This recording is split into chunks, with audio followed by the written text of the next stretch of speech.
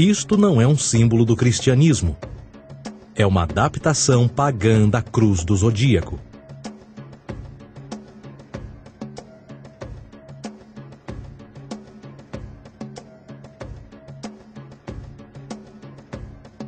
Esta é a razão pela qual Jesus, nas primeiras representações, era sempre mostrado com a sua cabeça na cruz.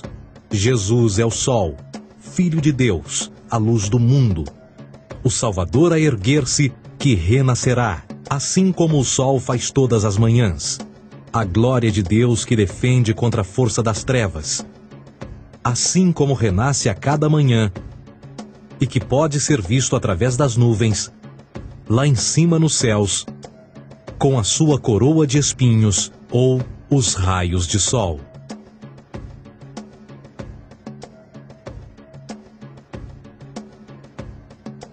Agora, nas muitas referências astrológicas ou astronômicas na Bíblia, uma das mais importantes tem a ver com o conceito de eras.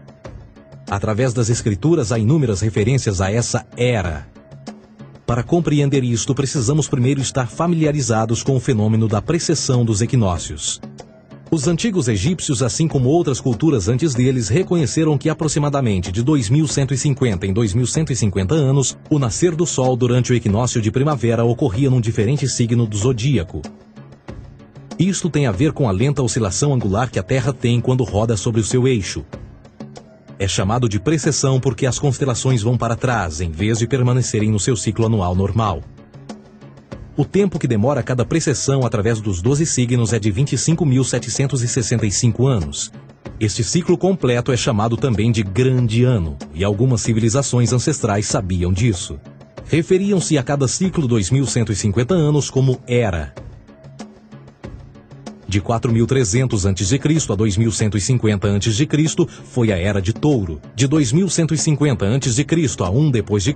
foi a Era de Áries. E de 1 d.C. a 2150 d.C. é a Era de Peixes, a era que permanecemos nos dias de hoje. E por volta de 2150 entraremos na nova era, a Era de Aquários. Agora, a Bíblia refere-se por alto ao movimento simbólico durante 3 eras, quando se vislumbra já é uma quarta. No Velho Testamento, quando Moisés desce o Monte Sinai com os 10 mandamentos, ele está perturbado ao ver sua gente adorar um bezerro dourado. De fato, ele até partiu as pedras dos 10 mandamentos e disse a todos para se matarem uns aos outros para purgarem o mal. A maior parte dos estudiosos da Bíblia atribuem esta ira de Moisés ao fato de os israelitas estarem adorando a um falso ídolo, ou algo semelhante. A realidade é que o bezerro dourado é o Taurus, touro. E Moisés representa a nova era de Áries. Esta é a razão pela qual os judeus ainda hoje assopram com o chifre do carneiro. Moisés representa a nova era de Áries. E perante esta, todos têm de largar a velha. Outras divindades, tais como Mitra, marcam essa transição também. Um deus pré-cristão que mata o touro, na mesma linha simbólica. Agora Jesus é a figura portadora da era seguinte à de Áries, a Era de Peixes. O simbolismo de peixes é abundante no Novo Testamento, assim como Jesus alimenta 5.000 pessoas com pão e 2 peixes. No início do seu ministério, enquanto caminhava ao longo da Galileia, conhece 2 pescadores que o seguem. Agora reflita se voltar a ver um adesivo em formato de peixe escrito Jesus na traseira dos carros. Poucos sabem o que aquilo no fundo representa. É um simbolismo astrológico pagão para o reinado do Sol durante a Era de Peixes. Jesus assumiu também que a data do seu nascimento é também a data do início desta era. Em Lucas 22:10, quando Jesus é questionado se a próxima passagem será depois de ele ir embora, Jesus responde: Eis que quando entrardes na cidade, encontrareis um homem levando um cântaro de água. Segui-o até a casa em que ele entrar.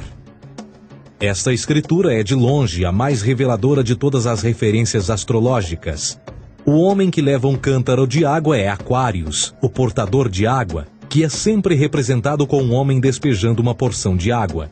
Ele representa a era depois de Peixes, e quando o Sol, Filho de Deus, sair da era de Peixes, Jesus, entrará na casa de Aquários, e Aquário é antes de Peixes na precessão dos equinócios. Tudo o que Jesus diz é que depois da era de peixes chegará a era de aquário.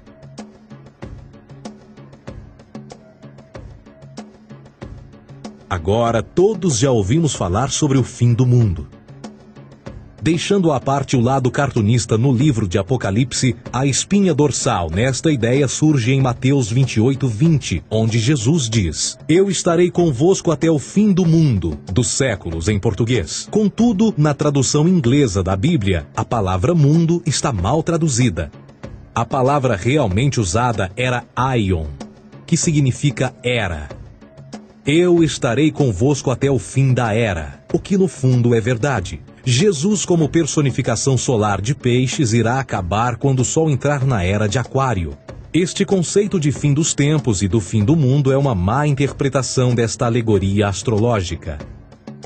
Vamos dizer que aproximadamente 100 milhões de brasileiros acreditam que o fim do mundo está próximo. Além disso, o personagem de Jesus, literalmente e astrologicamente um híbrido, só demonstra o quão plágio do deus Sol Horus do Egito, Jesus é. Por exemplo, inscrito há 3.500 anos atrás, nas paredes do templo de Luxor, no Egito, estão imagens da Enunciação, da Imaculada Concepção, do nascimento e da adoração a Horus. As imagens começam com o anúncio à Virgem Ísis de que ela irá gerar Horus, que Nefe, o Espírito Santo, irá engravidar a Virgem, e depois o parto e a adoração, e que é não mais do que o milagre da concepção de Jesus. Na verdade, as semelhanças entre Horus e Jesus são flagrantes.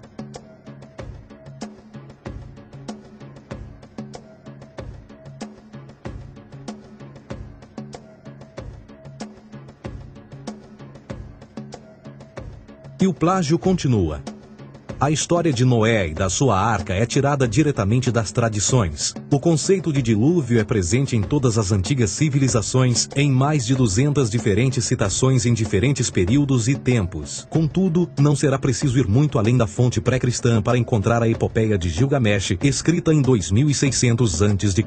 Esta história fala sobre grandes inundações ordenadas por Deus, uma arca com animais salvos e até mesmo o libertário retornar da pomba, entram em concordância com a história bíblica, entre muitas outras semelhanças. E depois há a história plagiada de Moisés. Sobre o nascimento de Moisés, disse que ele foi colocado numa cesta de cana e lançado ao rio para evitar um infanticídio. Ele foi mais tarde salvo pela filha de um rei e criado por ela como um príncipe. Esta história do bebê numa cesta foi retirada do mito de Sargão de Acade por volta de 2250 a.C. Depois de nascer, Sargão foi posto numa cesta de rede para evitar um infanticídio e lançado ao rio.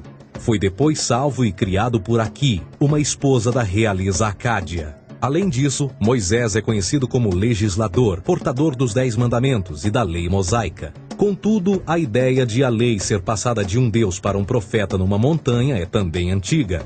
Moisés é somente um legislador numa longa linha de legisladores na história mitológica. Na Índia, Manou foi o grande legislador. Na ilha de Creta, Minos ascendeu ao monte Ida, onde Zeus lhe deu as leis sagradas. Enquanto que no Egito, Moisés tinha nas suas pedras tudo o que Deus lhe disse. E no que diz respeito a estes 10 mandamentos, foram retiradas a papel químico do feitiço 125 do Livro dos Mortos do Antigo Egito. O que é que o Livro dos Mortos dizia? Eu nunca roubei, tornou-se tu nunca roubarás. Eu nunca matei, tornou-se nunca matarás. Eu nunca menti, tornou-se nunca levantarás falsos testemunhos, e por aí adiante. A religião egípcia é, no fundo, a base fundamental para a teologia judaico-cristã. Batismo, vida após a morte, julgamento final, imaculada concepção, ressurreição, crucificação, a arca da aliança, circuncisão, salvadores, comunhão sagrada, dilúvio, Páscoa, Natal, a passagem e muitas outras coisas e atributos são ideias egípcias, nascidas muito antes do cristianismo ou judaísmo. Justin Martyr, um dos primeiros historiadores e defensores cristãos, escreveu: